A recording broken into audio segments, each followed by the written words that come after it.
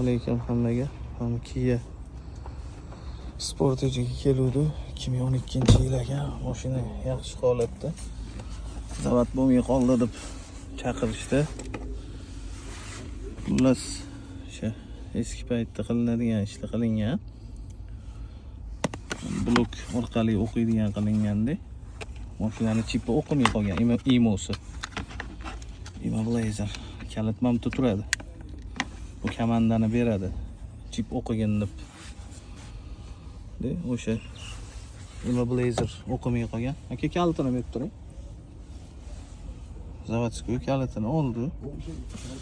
Shu blok ichidan. Hozir xudo xolasa zavod qilib ko'ramiz. Joyiga qo'yib